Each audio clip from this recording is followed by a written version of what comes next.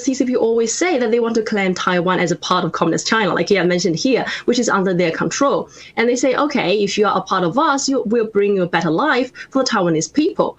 But just from these disasters, what can we see? And that's something that the new Federal State of China have been sharing as well, is the difference between the CCP systems towards the democratic systems. And that's something we can realize over here. So now, if we really look at it, what does the CCP do when there are earthquakes, floods, or natural disasters inside communist China, for example? Well, in mainland China, the last time when there was a flood in Beijing, Xi Jinping was sightseeing in Tibet at the same time. So no one cared about the people.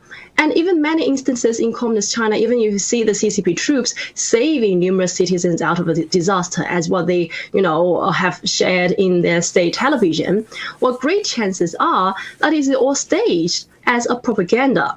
So with no real people saved, and maybe they're just putting on a show in a safe place, using the helicopters, using the, the vehicle saving people. But really, that is just a show put up. And there are many, you can say, defects, or even just, the really clues to show that is not even in the real scene.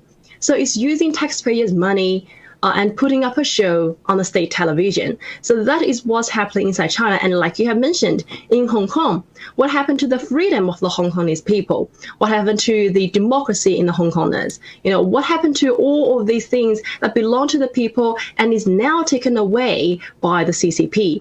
The education systems is now all messed up in Hong Kong because they are teaching the CCP stance in Hong Kong now. So that is what we have seen in the past years.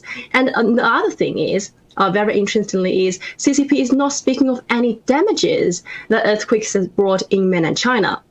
So, it turns out the Taiwan earthquake has not only caused, damage in Taiwan, but also damage to China, with the Fujian province being mostly severely affected.